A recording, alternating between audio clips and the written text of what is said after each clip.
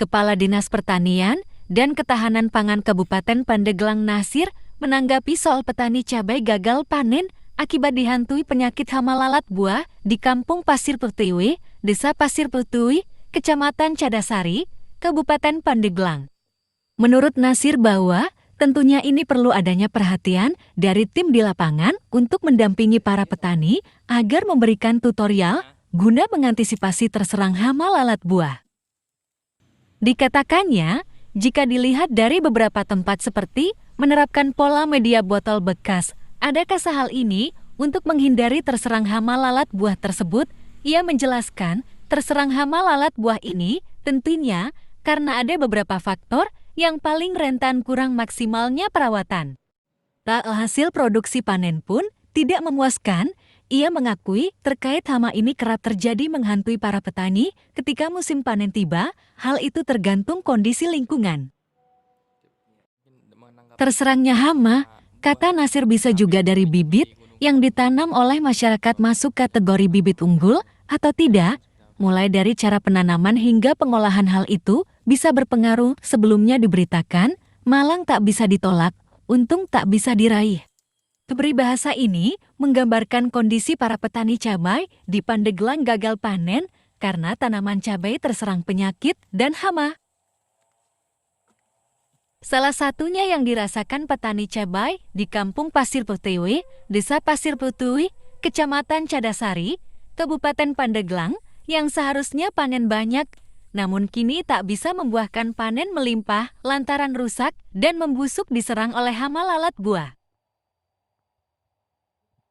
Ya, ini ya laporan terkait pertanaman cabai ya yang terserang hama lalat buah ya. Nah itu tentu kita berharap ya perhatian dari teman-teman ya, mendampingi para petani di lapangan untuk memberikan tutorial saya kira bagaimana mengantisipasi lalat buah. Nah, ini kan artinya salah satu hama yang perlu dibasmi ya, dihindari sehingga profilitas cabai itu di Pasir Pete ini bisa meningkat ya. Dan tentu kreativitas dari para petani juga, makanya apalagi cabai ini kan tanaman ekonomis ya, biayanya besar gitu kalau tidak diantisipasi. Nah itu tentu akan ada sebenarnya cara bagaimana merawat cabai dari lalat buah ya.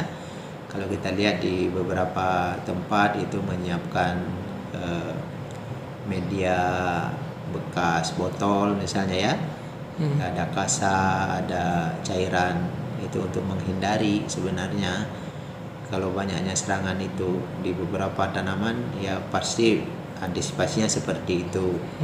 Nah kalau petani tidak memahami berarti harus berkonsultasi ya ke BPP atau ke petugas POPT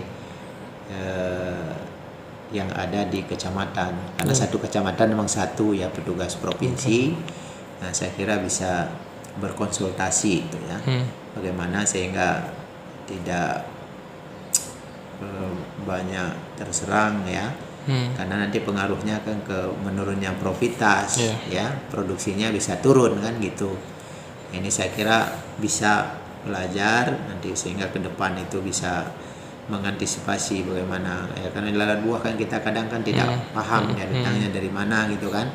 Nah, artinya lingkungan juga harus bersih ya, perawatan tanaman juga harus intens ya, karena itu tanaman ekonomis ya, biayanya besar gitu, harapannya kita juga produksinya bisa melimpah kan begitu caranya. Tapi kalau setengah-setengah, tidak perawatan yang maksimal, ini ya itu diserang itu merugikan. Pertama kali